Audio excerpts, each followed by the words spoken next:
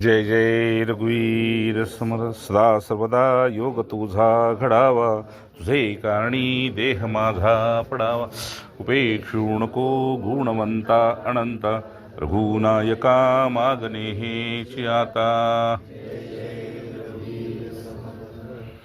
सदा सर्वदा योग तुझा घडावा, तुझे कारणी देह माझा पडावा. उपेक्षू नको गुणवंता अनंता, रघुनायका मागणे. जय जय रघुवीर समर्थ. अवधूत वंदन श्री गुरुदेव. राम राम. पहिल्यांदाच तुम्हाला वाटलं असेल हा श्लोक डबल का घेतला.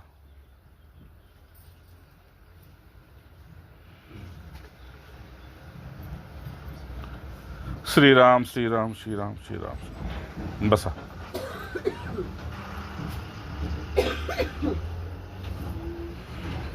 तर ज्या जगात आपण सगळी आलेलो आहोत, विषय खूप गोड दिलेला आहे भगवंतानं आज. आजच्या एकादशीचं नाव आहे पापमोचिनी एकादशी. पापमोचिनी अर्थात आलोच आहोत ज्या जगात आपण, त्या जगाला वासना लोक म्हणतात, मृत्यू लोक म्हणतात, दुःखालय म्हणतात, भ्रमलोक म्हणतात, भ्रांती लोक म्हणतात. अनेक नावं भक्तांनी बी आणि योग्यानी बी दिली. म्हणजे वेदांतानं बी नावं दिली आणि भक्तियोगानं बी दिली, कर्मयोगानं बी दिली. नाही काय, कर्मयोगी म्हणतो बस बाबा आता नको, पुरी जिरली आपली, बस आता. तर ज्या लोकात आपण आलेलो आहोत तो मनोलोक आहे. मनाला योग्य वाटलं तिथंपर्यंत करायचं, तिथंपर्यंत भेटायचं, तिथपर्यंत राहायचं. मनाला अयोग्य वाटलं मनाची वाट मोडायची. हा पाप लोक आहे, पापमोचिनी लोक आहे. इथे पापाचा नाश करायचा आहे, पुण्याची वृद्धी करायची आहे. आणि उत्तम क्रियेच्या द्वारा भगवंतात मन लागो न लागो, भगवंत भेटो न भेटो, ही वाट अखंड चालत राहायची. यासाठी त्याला योगी असा शब्द, योगचर्या मिमाम योगी विचरण मदपाश्रय. यासाठी ह्याला एक योगी पुरुषाचा जर त्याला आश्रय मिळाला तर आणखी भाग्याची गोष्ट आहे. योगीमध्ये ते संत आले, साधू आले, सिद्ध आले. योगी म्हणजे जो भगवंताशी जोडून राहतो तो. असे जे योगी ते योगी मग सतयुगात, कृतयुगात, द्वापर त्रेतापर्यंत होते. आता योगी नाही, आता नावाचे योगी. आता बुलडोजर योगी. जय जय. हां, तर तस्मात योगी भव अर्जुना. मी तुला सांगतोय तो योगी हो, म्हणजे माझ्याशी जोडून राहणारा हो. ज्याचा संबंध भगवंताशी संताशी राहिला त्याला मृत्यू लोकात काही दुःख नाही. हा तो करत असेल तर तो त्याची कमी आहे, साधनेची कमी आहे, तपस्येची कमी आहे, पण खऱ्या अर्थानं काही दुःख नाही. हा तो दुसऱ्याच्या दुःखासाठीच धावत असतो, स्वतःच्या सुखासाठी धावत नाही. तो मानसिक धावेल, शारीरिक धावेल, आर्थिक धावेल, कसाही धावेल, पण आधार देईल तो. भगवंत म्हणतात हा मृत्यू लोक आहे बाबा. इथं जो सत्याशी जोडला तो सत्य स्वरूपाला गेला, साधूशी जोडला तो भगवत स्वरूपाला गेला.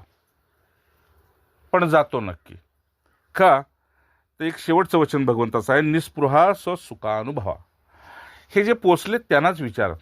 जे चाललेत, काहीतरी कार्यासाठी आलेत, त्याचं प्राप्ती झाली की ते निघून गेलेत. मन लागत नव्हतं म्हणून आले, पुन्हा मन लागायला म्हणून थोडेच राहिले, आणि पुन्हा ते मन घेऊन दोन्ही घेऊन गेले.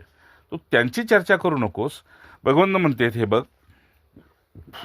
साधना सोडून त्याच्यामध्ये संतोष, साधना सोडून त्यानं कशात तरी संतोष केला म्हणून तो साधनेतनं खाली आला. आणि सदा सर्वदा माझ्या प्राप्तीशी संलग्न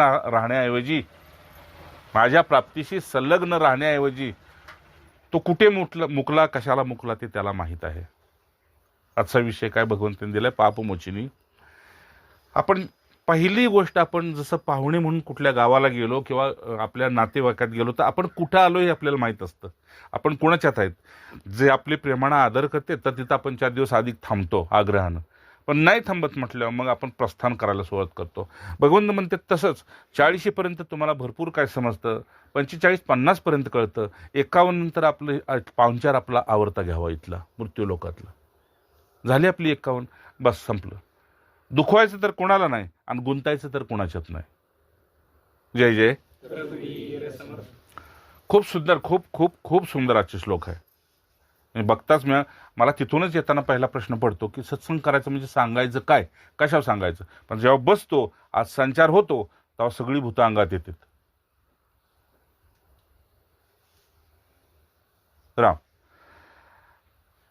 निस्पृहा स्वसुखानुभव. हे बघ, योगचर्या मिमाम योगी विचरण मदपाश्रया. प्रत्येकानं कशाचा नाही कशाचा आश्रय घेतलाय आणि त्या आश्रयातून त्याला उबग आली, कंटाळा आला की तो आश्रय तो सोडून देतो. आजकालच्या भाषेत म्हणजे ती ब्रेकअप म्हणते ती मुलं, नाही का? तो सोडून देतो, दुसरा आश्रय घेतो, सोडतो, तिसरा आश्रय घेतो. आश्रय बदलतो पण मन बदलत नाही. समजलंय ना? गुरी समजते ना? मन बदलत नाही, आश्रय बदलतो. पुढे बघा. म्हणून उद्धव मला काय सांगायचंय, कुणी मनस्वियोगी असेल का नाही, ज्यानं मला मन दिलेलं आहे, तो त्याचा संग करून बघ ना. मागे आपण बोललो की वस्त्र बदलायची, देश बदलायची, वेश बदलायची गरज नाही, वृत्ती बदलायचंय. आणि ती सहजासहजी बदलत नाही. मनाच्या आश्रयानं ती केव्हा फसवते काय माहित नाही. बरं, फसू देत म्हणले काय हरकत नाही. फसलाच तर माहीतच ना, माहीतच ना. मग मी बघेन ना, मी खरा आहे, माया खोटी आहे. आधार बघा भगवंतचा. तू घसरतोयस ना, काय हरकत नाही, पण मायेतच घसरतोयस ना.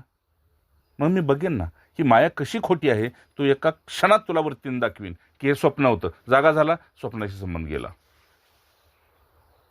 केवढा मोठा आधार दिलाय बघा भगवंतानं. अरे भले मला तू फक्त प्रिय वाटला पाहिजेस, काम संपलं.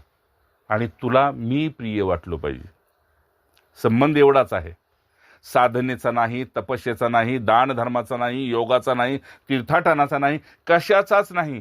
तू बाहेरचं बहिरंग साधन सगळं कर, पण त्याचं निमित्त हे धर की मी तुला प्रिय व्हावा आणि तू मला प्रिय व्हावंस.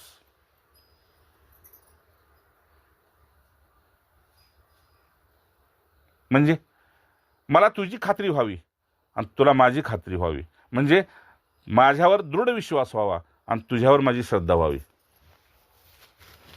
भगवंत श्रद्धा करतात आपल्यावर, म्हणून सांगितले श्रद्धावान लभते ज्ञानानं. आपण म्हणतोय आपण त्याच्यावर श्रद्धा करायची. नको नको नको, त्याच्यावर विश्वास कर. श्रद्धा खोटी आहे का, टिकेल कुठंपर्यंत माहीत नाही. देहासारखीच आहे ती. आपण लिहून आणले का 100 वर्ष जगणार आहे, लिहून दिलंय 100 वर्षाचं आयुष्य आहे, पण वापर चुकीचा गेला, प्रारब्ध चुकीचं गेला, संचित चुकीचं गेला, कर्म चुकीचं गेला. आणि आपण पाहतोयच, भरोसा नाही क्षणाचा. जातोय तीर्थाला, येतोय स्मशानात. अवस्था अशी झालेली आहे. बघतोय आपण, आहे की नाही? गाड्याची गाड्या खाईत गेल्या. चला ठीक. निस्पृहा स्वसुखानुभव. आजचा विषय काय? पापमोचनी. ज्या लोकात आलोय तिथं वासनेच्या निमित्तानं आलोय, तिथे पाप होणारच. मनानं होणार, काया वाचा मनानं होणार. तू त्याची बी चिंता करू नको. महावैष्णवांच्या योग्यानं तर म्हणले हरिमुखी म्हणा, हरिमुखी म्हणा. पण पुढं तू पुण्य मोजत जाऊ नको आणि मी पाप बघत जाणार नाही. नाही काय, पुण्य केलेल्याचा कुठेतरी आत थोडासा सात्विक अहंकार असतो की नाही. तीर्थ केली, व्रत केली, हे केलं, अनुष्ठान केली, पौर्णिमा केलं, काहीतरी केलं, दान धर्म केलं. तू ते मोजू नको, मी हे मोजणार नाही. म्हणजे मी पाप पाहणार नाही, तू पुण्य पाहू नकोस. असं मूळ गोष्ट. तू एवढं स्मरण कर, आपण कुठल्या लोकात आलेलो आहोत.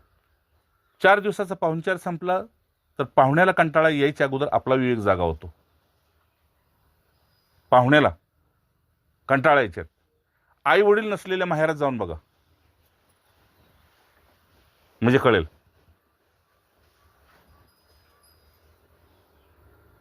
आपोआपच आपला विवेक जागा होतो. आलो होतो आठवड्यासाठी, नको 2 दिवस झाले, निघतो आता. त्यांचा आग्रह कसा असतो बघा, आणि आपली उपरती कशी असते बघा. आप डोकून भगवंता तेच इथं 40-50 वर्ष राहिलाच की नाही, की मग आपल्याशी वागणूक कशी असते ते पहा, आणि इंद्रियांची साथ किती असते ते पहा. पापमोचनी म्हणजे म्हणून भगवंताचा संग किंवा भगवंताची भक्ती, भगवंताचा भजन किंवा संतांचा संग हे पापाचं विमोचन करून टाकते, नाश करून टाकते ते. आणि ज्याचं पाप गेलं, पुण्य गेलं, तो आनंदी लोकाला जातो. सुखदुःखाचा हा लोक आहे, आनंदाचा तो लोक आहे. का तर नित्यम सांगितलं, योगम निषेवतो नित्यम. हे अनित्य लोक आहे, अनित्य शरीर आहे, वैभव शाश्वत नाही.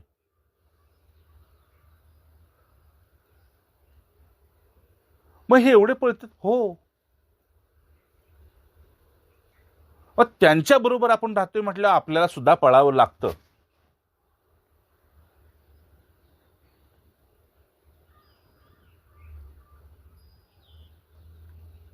दुःख असं आहे भगवंतेत, विमूढ आत्मा.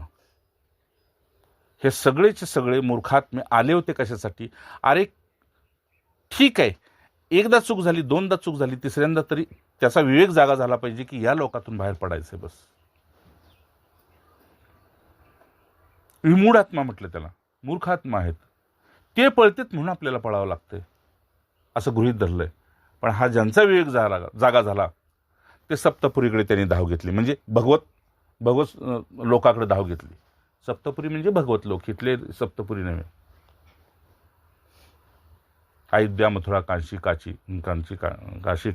अवंतिका, उज्जैनी ही जी आपण म्हणतो,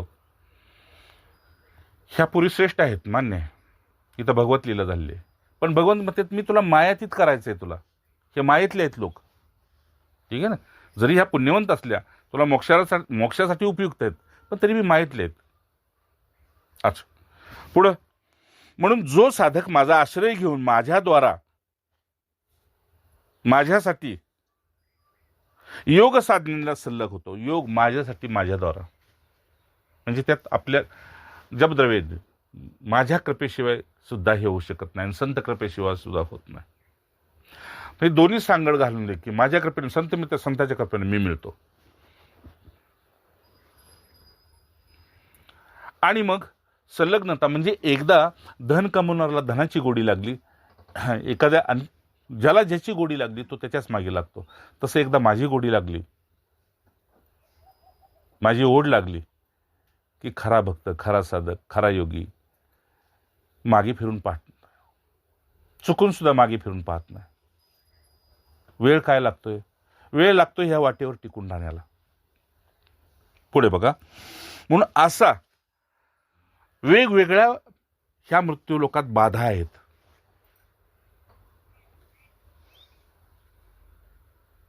मग जसं वाटेत एखादा दगड पडला, काटे पडले, आता आपण ज्या वाटेनं आलो तर छोटीशी वाट काढून आलो आपण, ते तिथंच पडून ठेवलंय, तेच बाजूला सरण्यात आपण वेळ घालवला नाही. तसं म्हणते तुमच्या वाटेत जे काय येते ना त्याच्यात वेळ घालवू नका, त्याला बाजूला करण्यात, त्याच्या बाजूने निघा. नाही का, तिथे रस्ता सगळा खांदलेला आहे, यायला जायला येईना.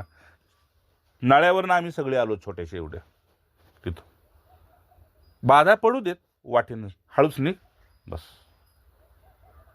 आता पहा, असं जर करशील का नाही तर पुढे गेला की काहीतरी कामना तुझ्या मनामध्ये जाग्या होतील, थोड्या थोड्या थोड्या थोड्या, आणि त्या कामना पुन्हा आणखी तुला अडवण्याचा प्रयत्न करतील. मग तिथं काय करायचं? थोडासा सहनशील हो. कसली सहनशीलता भगवंता? त्या कामनेला साथ देऊ नको. कामना जागी होणार, इच्छा म्हणजे वासना, अपेक्षा, स्पृहा, त्याला अनेक शब्द आहेत. ह्या जाग्या होतील तुला सतवायला, अडवायला, कारण माहितले आहेत ना. नक्की तुला तिथं आडव्या पडतील. तू त्यांना साथ देऊ नको, एवढंच एक कर. तुझी साथ मिळाल्या की तुला त्या सोडणार नाहीत, पुन्हा मृत्यू लोकात अडवतील, पुन्हा तिथंच ठेवतील. आणि मग त्यांना जर तू त्यांना नष्ट केलंस, नष्ट करायचं म्हणजे समजा जाता जाता माझी इच्छा झाली आहे की चला इकडून मी जाऊ, तिकडून मी जाऊन, ते करत करत, ते खात खात तिकडून जाऊ, पण ते सर्व मोडलं, मी इकडून जायला सुरुवात केली, ते सगळंच नष्ट झालं. मग कामना नष्टतेचा उपाय समर्थाने सांगितला. तू सत्पुरुषाच्या हाताला धर, ते तुझी दिशा बदलतील, तुझ्यासाठी इकडच्या ऐवजी तिकडून निघतील. कामना संपल्या. संपले साध्या भाषेत. तू त्यांचा हात धर, ज्या वाटेने तुला जायचं होतं त्यांना घेऊन ते आपल्या वाटेने इकडून जातील. कामना नष्ट. आणि सगळा खेळ मृत्यू लोकात भगवंत म्हणतात गीतेमध्ये, भागवतात, कामनेचाच आहे. कुठली ना कुठली बसल्या बसल्या डोक्यात कामना येते. आहेत पैसे मग करूया असं, आहेत पैसे मग करूया असं, काढूया कर्ज करूया असं, काहीतरी नव्या नव्या कामना उभ्या राहतात. रिकामटेकड्या माणसापाशी सुद्धा आणि वासनाप्रिय व्यक्तीसाठी सुद्धा. असो, ह्या कामना काय करतात? देहाला, वस्तूला, व्यक्तीला, परिस्थितीला सुदृढ करून ठेवतात आपल्या मनामध्ये. लाख भगवंत साधना योग्य वाटत असेल, पण त्या कामना पुन्हा भगवंताकडून बी अपेक्षा करायला लागतात. पुन्हा ज्या सत्पुरुषापाशी आपण जाऊ त्याच्याकडून बी अपेक्षा करायला लागतात. आणि अपेक्षा, कामना तर जात नाहीत, पण हा पण निघून जातो. असो, काय होतं मग? भगवंत म्हणते त्या कामना तुझ्याकडून नको असलेली कर्म करायला लावतात, म्हणजे पाप सुद्धा करायला लावतात. आणि याच पापामुळे पुन्हा मृत्यू लोकांना देह ना सर्व काही खरं वाटू लागतं. आणि या खरेपणामुळं इथून बाहेर पडणं कठीण आहे. आता काय सांगतात पुढे बघा. म्हणून उद्धवाला जो प्रश्न पडला, हे सगळं भगवंता मी तुझं ऐकलं. कामना नष्ट ज्याच्या होत्यात तो आत्मानंद भूतीला प्राप्त होतो, आत्मानंदामध्ये मग्न होतो, आत्मसुखाला प्राप्त होतो, आत्मज्ञानाला प्राप्त होतो. हे तुझं सगळं मान्य आहे.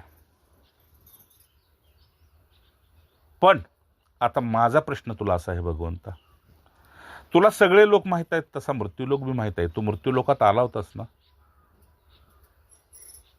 स्वतः तू कुठे जन्म घेतलास आणि जन्मापासून मृत्यूपर्यंत तुझ्याशी काय काय खेळ झाले हे तुलाही माहिती आहे ना. मग तू तर बलवानांचा बलवान आहेस तू, आणि आम्ही परिपूर्ण निर्बल आहे. आमचं बळ एवढंच आहे की नव्या नव्या कामनेला जन्म देणे, नव्या वासनेला इच्छेला जन्म देणे. मग आम्हाला सोपं काय असेल ते सांग. ह्या अवघड योगन तेन तेन तेन अगदी आमच्यासारखं होण्यासारखं दे. म्हणजे आहे की नाही, म्हणजे 5 वर्षाच्या मुलाच्या डोक्यावर किती वजन ठेवायचं ते आई वडिलाला आणि आजोबाला माहीत असतं नाही का. आपण जेव्हा खळ्यातून धान्याची पोती घेतो का नाही, तेव्हा त्याच्या डोक्यावर एवढंसं ठेवलेलं असतं, त्यालाही ते करू वाटतं नाही का. तसं मारुतीने दगड मोठे पहाडचे पहाड आणून टाकले, पण खारोटीला असं वाटलं की माझ्याकडून बी सेवा व्हावी. भगवंत म्हटले बरं ठीक आहे, तू अशी सेवा कर की शेपूट वलं कर, मातीत गुंडळ आणि तिथे जाऊन झाड, बस तुझी सेवा पुरी. आपलं मन तसंच आहे खारीसारखं. म्हणून तू आम्हाला जे आमच्या योग्यतेचं असेल सहजतेनं आमच्याकडून होईल असं काहीतरी सांग. शेवटी सगळा सार काढला आणि भगवंतानं सांगितलं, स्मरणात माझ्याशिवाय दुसरं काही येऊ देऊ नको. दुसरं काही येत असेल त्यावेळेस ते घालवण्यासाठी पुन्हा माझं स्मरण कर. माळ फिरवायची नाही, तीर्थ करायचं नाही, व्रत करायचं नाही, दान करायचं नाही, धर्म करायचं नाही, काहीच करायचं नाही. ज्या ज्या वेळे मनात कामना येते त्या वेळे मी जो निष्काम आहे आणि माझं जे प्रेम तुझ्यासाठी निष्काम आहे ते माझं फक्त स्मरण कर की ओम राम राम राम राम राम राम राम राम राम राम राम राम राम राम राम राम ओम.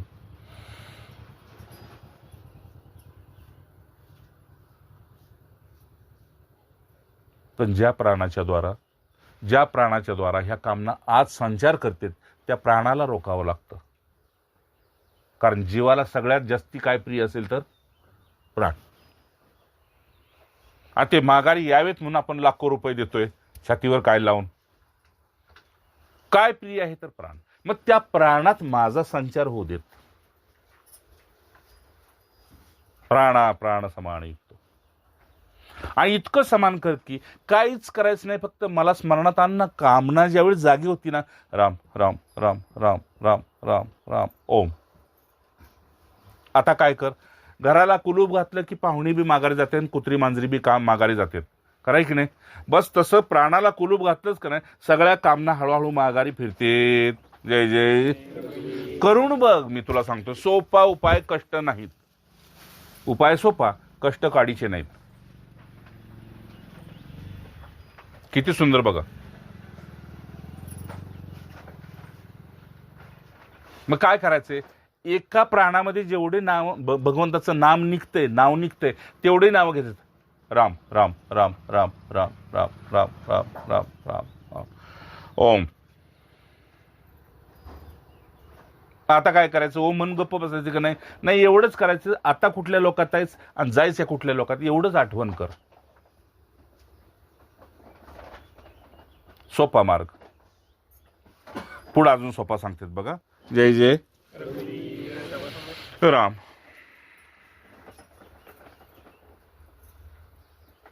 आणखी एक तुम्हाला खून सांगतो पोचलेल्या पुरुषांची. ते बाहेरून खूप कमी साधन करताना दिसतात. हातात माळ नसते, काय नसते, खूप कमी साधन असते, पण साधन कमी असते, पण ते साध्य झालेलं असते. म्हणजे त्यांचं नाम आपोआप चालतं. त्यांना बाहेर माळा नाही, काउंटर नाही, किंवा काय नाही, त्यांचं नाम सतत चाललेलं आहे. तुम्हाला एक प्रसंग सांगतो. परवा त्या प्रेमानंदांच्या प्रवचनात बी ऐकलं की एका व्यक्तीच्या कानातनं किडे पडत होते.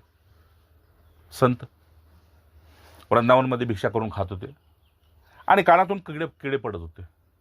तर भिक्षेला गेले तेव्हा एकाचं हृदय असं थोडं द्रवित झालं. म्हटले, महाराज मी तुम्हाला नेतो दवाखान्यात. नेलं त्यांना दवाखान्यात नेल्यानंतर पाहिलं डॉक्टरने. म्हटलं, इथंपर्यंत असतो तुम्ही काय करत होता? त्यांनी तोंडाकडे बघितलं फक्त. उत्तर काहीच नाही. तोंडाकडे बघते, आत नाम चालू आहे महाराज, नाम चालू आहे आत. म्हटलं, तुम्हाला कळतं का? म्हणले, हे सडलाय कानातून, किडे पडते तसे, आता तुमचं ऑपरेशन करावं लागेल. ते म्हटले, म्हणजे काय? म्हटले, किडे काढायचे आहेत. मग आणखी 2-4 भक्त गोळा झाले, साधू महात्मा गोळा झाले. कुणालाच माहित नव्हतं हे इतके सिद्ध आहेत. म्हणजे नाम इतकं पसरलंय. कलियुगामध्ये श्रेष्ठ उपाय हाच आहे. ज्या वेळेस मन साथ देत नाही त्यावेळेस फक्त नाम घ्या. हिराबाई, फक्त नाम घ्या, बाकी काहीच नाही. मोकळा वेळ मिळाला नाम घ्या, वेळ काढून नाम घ्या, पण नाम घ्या. आणि तुम्ही असं बिना माळेचं घेत बसला तरी काय हरकत नाही. दुसऱ्याला कळेल असं काहीच करू नका. कानातून किडे पडायला लागले. शेवटी त्यांना म्हटले की असं आहे, चला आजच ऑपरेशन करायचंय, आज दिवस आहे ऑपरेशनचा. आणि ऑपरेशन थिएटरमध्ये नेलं त्यांना. तर ते भूल द्यायला इंजेक्शन काढलं. ते म्हटले, हे काय? तर म्हटले, तुम्हाला भूल देऊन ऑपरेशन करायचं. नको नको नको म्हटले. मग मला ऑपरेशन करायला तुम्हाला किती वेळ लागेल? तर म्हटले, 1 तासभर लागेल. हा, मग अर्धा तास आधी मला सांगा की आता ऑपरेशन सुरू करायचंय.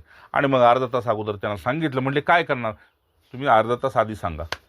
आणि ते नामात बुडले. ते इतके बुडले की पुन्हा त्यांना तपासणी केली, काय टोचून वगैरे वगैरे, तर काय फरक पडला नाही. बरं, आता काय करायचं? ऑपरेशन केलं, सगळे किडे बिडे काढले आणि ते टाकीविकी घातल्या, सगळं बांधलं बिनलं, कानबिन अश. मग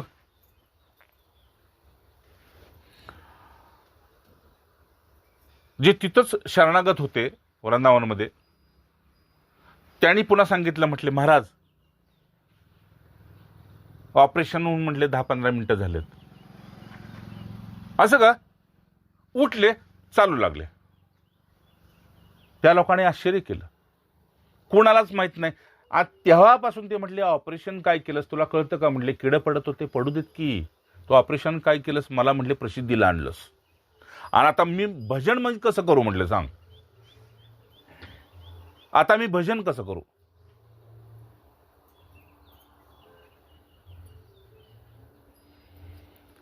खरा भजनानंदी, खरा भगवत प्रेमी. भजनानंदी म्हणजे भगवंतावर प्रेम असलेला. हे बाहेरच्या व्यापामध्ये स्वतःला गुंतवून घ्यायला मागत नाही. खरा. दुसरे एक महात्मा होते, त्यांचा पाय खालून सडला होता. मग ते आपल्याकडे ते मसाल्याचं पोतं असतं का नाही, तसलं पोतं बांधलेलं होतं. आज संध्याकाळी ते पोतं सोडलं का नाही तर पसाभर किडे सापडायचे. त्यांना माहित आहे हे काय आहे. तेव्हा वर आवरण आहे, आत काय आहे ते सगळ्याला माहित आहे म्हटले. मग पोतं गुडघ्याला बांधलेलं असन, त्यातनं ते भिक्षा करायचे आणि कुठला तो वन आहे तिथं वृंदावनचे, त्या वनामध्ये आपलं नामस्मरणामध्ये तल्लीन असायचे. एक दिवस झालं काय, रस्त्यानं सांड आला. सांड समजलं, बैल तो असे मोकळे सोडले असते. सांड आला आणि त्यानं असं एक दोन जणांना असं ढकललं. तर तेवढ्यात पळापळीमध्ये का नाही एकाचा पाय त्या पोत्यावर पडला आणि ते बाजूला असं उठताना पाय वर आला. बघितलं तर ते तिथून सडलेलं. ते महाराज म्हणले की मी स्वतः बघितलं, दुसऱ्या कुणाचं नाही म्हटले. ओखारे येतील म्हटले, असे किडे पडत होते, असं मांस सगळं सडलेलं दिसत होतं. उपचाराला नाहीत गेले म्हटले. मग सकाळी एकदा गोमूत्र टाकायचं, गोशाळेत मिळालं कुणाचं, संध्याकाळी एकदा टाकायचं आणि पाय बांधून टाकायचं, एवढंच करायचे. आणि नामस्मरण एवढ्यासाठी म्हटले वेळ जातोय माझा, उपचार करण्यामध्ये वेळ जातोय म्हणून म्हटले, बाकी काहीच नाही. बरं झालं, राहिले एक पाय चांगला आहे म्हटले, त्यानं काम होतंय की. हरे रामकृष्ण हरी. या लोकांची कामना रहित पुरुष तरी बघा, एका पायानं काम होणार आहे चालेल की म्हटले, पाय फरकटत, दुसरा पायच तो साथ. झालं काय, ते सुद्धा पुन्हा प्रसिद्धीला आले. आणि जसे प्रसिद्धीला आलं त्यांना कळलं, लोक आपल्याला नमस्कारामध्ये आपला वेळ खायला लागले. तसं त्याने मग त्या प्रदक्षिणा मार्गाकडे निघून कुठे कुठे एकांत ठिकाणी जाऊन भजन करायला लागले. जय जय. मला भगवंत म्हणतात, मला एवढंच सांगायचं की माझा जो अनन्य भक्ती होतो का नाही, तो निस्पृह होतो आणि स्वसुखानुभवानं परितृप्त होतो, आत्मानंदामध्ये राहतो. मग बघा, आत्मानंदानं तो परितृप्त राहतो.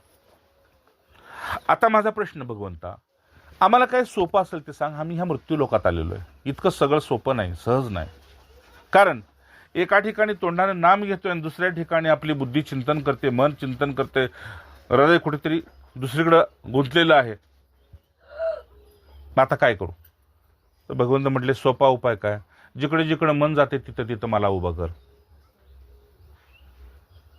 वस्तू, व्यक्ती, पदार्थावर जिकडे मन जात असेल तिथं मला बघायला सुरुवात कर, मला उभा कर. कारण माझ्याशिवाय तर इथं कुणाचा कशाचं अस्तित्व नाही, मायेचं सुद्धा माझ्या सत्तेनं अस्तित्व आहे. मग आता काय करू. तर म्हणते, प्रभू माझं असं म्हणणं आहे अच्युत, जे आपल्या मनाला वश करू शकत नाही त्यानं तू सांगितलेली योग साधना काय कशी करायची, किती कठीण आहे तुला माहित आहे ना. अरे योगासाठी काय काय लागतं तेही तू आता सांगितलेस मागत, तुलाही माहित आहे किती कठीण आहे. शमदम तितिक्षा समाधान हे सगळं हे कलियुगात कुठे भगवंता होणार. आणि जसं आता मी घर बांधलंय म्हणतो, आपण घर बांधलंय तर ते पुढच्यांच्यासाठी, आपल्यासाठी काय, आपण निमित्त आहे पण पुढचे मुख्य आहेत. तसं कलियुगासाठी तू काय असेल ते सांग. आता तू जे आहे तो त्रेतायुगातली भाषा बोलतोयस, तू कलियुगासाठी भगवंत सांग का. तर ही योग साधना त्यावेळेस फार कठीण आहे. अरे इथे साधू संतांचा आणि भगवंताचा स्मरणाचा योगायोगच होणं कठीण आहे की नाही. किती वासना, किती काय, किती कर्म, इच्छा नसताना फरफटत ती कामना निघून जाते तिकडं. खरं आहे की नाही. आतून विचारा, खरंच जायचंय का, नाही पण काय करायचं, ते जाऊच लागणार. ते इच्छा नसताना ती आपला फरफट करते. मग मला सांगायचंय भगवंता, जरा सरळ सोपा सुगम काय असा उपाय सांग की आणखी. त्यात कष्ट असू नाहीत पण प्राप्त मात्र तेच पद व्हावं जे सतयुगाच्या लोकांना झालेलं आहे. बघा उद्धव आपल्या बाजूने बोलतात. माझं म्हणणं प्रभू, अनायास शब्द घातलेला आहे. पुमान सिद्धे जन्मे तन्मे, जे त्या काळात प्राप्त होत होतं 10,000 हजार वर्ष, लाख 50,000 हजार वर्ष तपस्या करून, ते आता सहज 24 तासातल्या तपस्येत जर काय असं प्राप्त होण्यासारखं असेल सांग. 24 तासात. भगवंत म्हणतात, उद्धव 24 तास फार सांगितलेस. जसं नजर जर फिरवली तर क्षणात काम होऊ शकतं. फक्त उद्देश काय आहे तुम्हाला बघावं लागतो. हे कशासाठी तुला पाहिजे? मी तरी कशासाठी पाहिजे? रिद्धी सिद्धी तरी कशासाठी पाहिजे? मोक्षासाठी. मग मोक्ष काय? संतांच्या संगी राहा, मोक्ष ठेवलेला आहे, ठेवलेलं आहे. ते तुला नरकात जाऊन देणार नाहीत. पण माझ्याशी संबंधाचा उद्देश काय मला कळू देत अजून, आणि तो उद्देश कळवून घेण्यासाठी मी तुझ्या परीक्षा करणार आहे. जय जय. अच्छा, नाही माझं म्हणणं काय कमल नयन, नवीन नवीन नावं लावते तू उद्धव. ओ साहेब, ओ राव, ओ महाराज, ओ प्रभूजी, एकाच माणसावर. आधी म्हणले की काय म्हणले? अच्युत. म्हणजे तू कधीच कोणाचं पतन होऊ देत नाहीस, त्याचं नाव अच्युत. जो तुझ्याशी जोडला गेला त्याचं तू कधी पतन होऊ देत नाहीस, त्याचं नाव अच्युत. किती तो खाली होऊ देत, पण तरी बी तू त्याचा उद्धारच करतोस, त्याचं नाव अच्युत. च्युत म्हणजे खाली, नीचा, नीचाता नीचा. अच्युत जो कधीच पडू देत नाही, घसरू देत नाही. पुढे म्हणले कमल नयन. म्हणजे नुसतं तुझे डोळे बघितले असं वाटते कमळागत आहेत. म्हणजे काय कमल नयन म्हणजे? कमल नयनचा अर्थ असा आहे की तुझ्या एकदा नजरेत आलं ना, त्याचं कधी पतनच होत नाही. ठीक आहे ना? कमल नयन म्हणजे असे देखणे डोळे ना, असं तसं नव्हे. ठीक आहे, जो नजरों में आ जाते हो, बस समजलं, कळलं तुम्हाला. जय जय. तुम्हाला कळलं, तुम्ही हुशार आहे. नयन, बस एकदा नजर गेली की बस तुम्ही टाका की कोणावर प्रेमाची, त्याला कळते पुढं. बस एकदा नजर पोचली की बस तो त्यात तृप्त राहतो की गुरुदेवाने माझ्याकडे बघितलं. कसं बघितलं? बस एवढंच केलं. ते काय म्हणलं निबंधीनं, कसा आहेस, कुठून आलास, काय, बस कळतंय. नाही, मलाच एकाने सांगितलं, म्हटलं असं केलं, ते कुठे गेलात? नाही, तो गेला की. मग बापूंना वाटलं लवकर गेला माझ्या आधी. जय जय. हे राम. कमल नयन शब्द वापरला भगवंताला. म्हणजे अजून एक उदाहरण सांगतो शास्त्रातलं. कमळामध्ये जर भुंगा अडकला तर सकाळ मेलेला मिळतो. तसं माझ्या डोळ्यात जो आला का नाही, तो माझ्यात अडकला. ठीक आहे ना? भुंगा कमळात अडकला का नाही की पराग घेऊन जायचं का नाही, पण नाही एकदा कमळात अडकला की कमल नयनात बंद होतो. आणि सकाळ उमललं कमळ सूर्योदयानंतर की मेलेला होतो. तसं तो मृतवत माझ्याशी समर्पित झालेला असतो, शरणागत झालेला असतो, माझ्यात अडकलेला असतो. त्याला कुठून इच्छा उठणार? आणि जर उठलीच इच्छा तर पुढच्यासाठी ती पार करणार. कमल नयन. भगवंत मला असं म्हणणं, तुम्ही ओळखता, तुम्ही जाणता, अधिकांश जे की योनी योगी झाले, तपस्वी झाले, साधनी झाले, अनेक काय काय झाले, त्यांनी आपल्या मनाला एकाग्र करण्यासाठी आटोकाट प्रयत्न केला. आणि तेच मन पुन्हा पुन्हा त्यांना फसवून आणखी पुन्हा माया लोकात आणि कामना लोकात घेऊन गेलं. अनेक प्रयत्नानंतर सुद्धा ते सफल झाले नाहीत. खूप चेष्टा केली त्यांनी त्या मनाशी, पण तरी बी त्या मनाने शेवटी त्यांना गुंतवलंच. शिष्टाणी इंद्रियानी प्रकृतीस्थानी. त्याला मनाला आकर्षण हितलंय, त्यानं त्याला अडकवलंच. भगवंता माझं म्हणणं एवढंच आहे, भगवंता ते योगी, ते साधक, ते तुझे भक्त सफल नाहीत झाले, पण ते हार मानून गप्प बी बसले नाहीत. हे त्यांचं कौतिक आहे. पण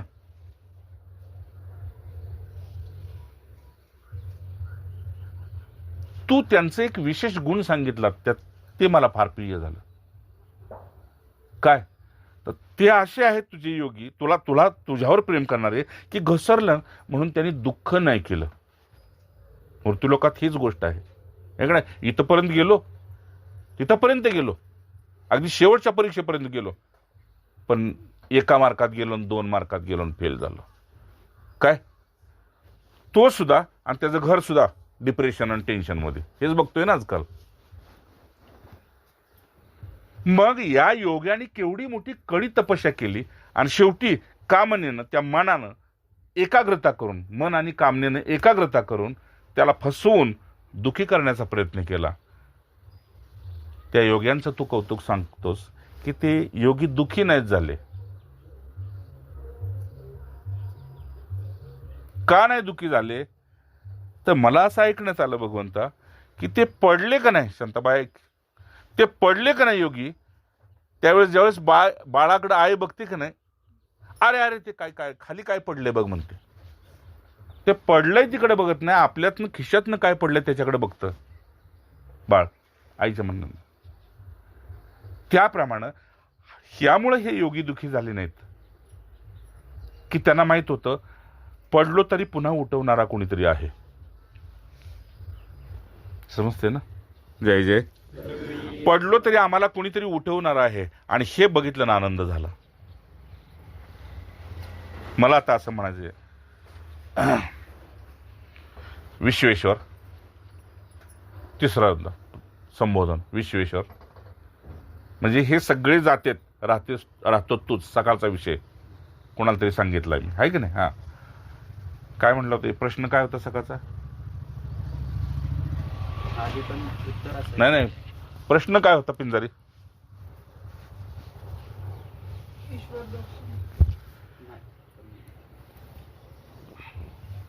असं काय प्रश्न होता? ईश्वराचं स्वरूप काय, ईश्वराच्या अस्तित्वाचं स्वरूप काय?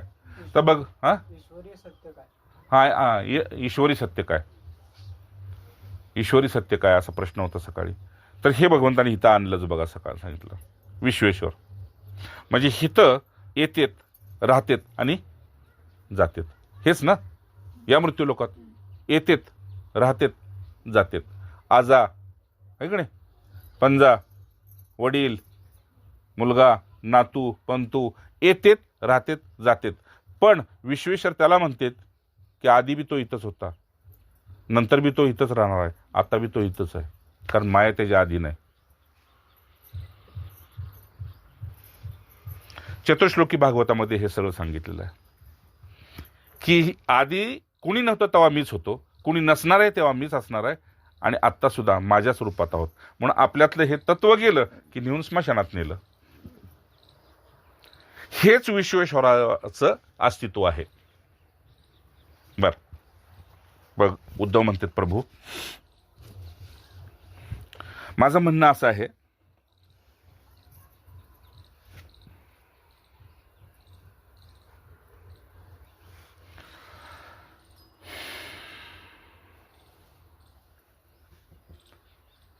उन्हाळा, पावसाळा, हिवाळा, ऋतू, नक्षत्र, ह्या सगळ्याचं परिवर्तन तुझ्या हातात आहे, हे आम्ही मान्य करतो. कैसे कैसे रचिले तुझी तूची जाणे.